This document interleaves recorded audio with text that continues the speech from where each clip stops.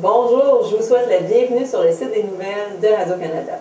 La Société Radio-Canada, comme les autres grands réseaux d'information, n'a pas eu le choix de s'adapter rapidement à cette nouvelle manière de s'informer, Internet. Après le journal, la radio et la télévision, Internet est sur le point, si ce n'est déjà fait, de devenir le moyen le plus utilisé par la population pour s'informer.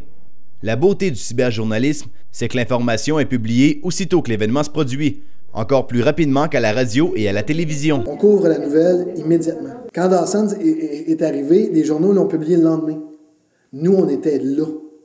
On vivait la nouvelle en même temps que tout le monde, on publiait en même temps que tout le monde. Les serveurs chez Canoë ont craché parce que les gens voulaient avoir l'information là. Si certains sites peuvent compter sur de vrais journalistes, d'autres comme Sans-Papier.com et Fanatique.ca se tournent vers le journalisme citoyen.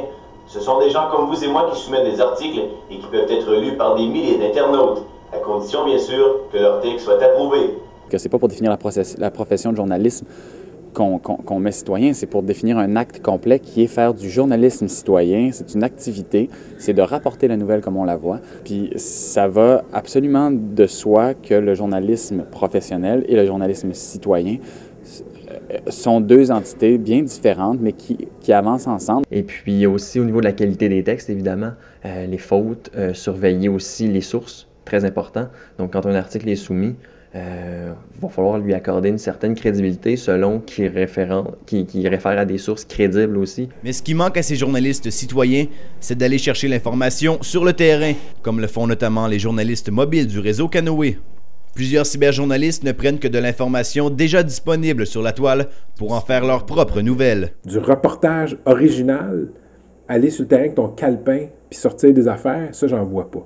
Mais pour moi, du journalisme, c'est aussi ça, c'est surtout ça, t'sais.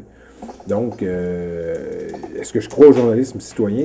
Dans l'ensemble, oui, mais ça reste une job. Grâce au web et aux chaînes de nouvelles télé en continu, le citoyen n'a plus de raison d'être mal informé. L'évolution constante de la diffusion d'informations a même forcé certains quotidiens réputés, comme le New York Times, à lancer une version électronique de son journal. Moi les tarlacs qui disent « Ah, c'était bien mieux, tu sais, l'information, avec un grand I, c'était bien mieux dans les années 70, dans les... » Hey, va chier, c'ti. Aujourd'hui, là, tu peux lire la BBC maintenant. Tu peux lire le New York Times maintenant. Le Conseil de la radiodiffusion et des télécommunications canadiennes, le CRTC, a laissé entendre en octobre dernier qu'Internet pourrait bientôt être réglementé. Mais les spécialistes du web que j'ai rencontrés sont unanimes pour dire que le CRTC aura beaucoup de difficultés à le faire. Le CRTC réglemente ce qu'il y a sur les ondes, parce que les ondes sont considérées comme étant publiques, donc la radio, la télé. Mais Internet, ça appartient à tout le monde. Là. La bande passante, c'est de la bande privée. Là. Ça appartient pas à l'État. Le grand gagnant du développement du journalisme web, ce sera le citoyen. Il aura un pouvoir qu'il n'avait jamais eu auparavant. C'est le consommateur qui va décider. La plus grosse révolution qu'il y a eu et qu'il va y avoir, que ce soit en divertissement ou en information, c'est la révolution du consommateur. C'est le consommateur qui décide de ce qu'il veut entendre, de ce qu'il veut voir. Le journaliste du futur devra donc être très polyvalent pour être capable de travailler sur plusieurs plateformes à la fois, journal, radio, télé et Internet. Mais avant d'entreprendre ce virage, il faudra attendre que l'ancienne génération de journalistes quitte pour faire place à la nouvelle. Maxime Morin pour la Cité collégiale, à Montréal.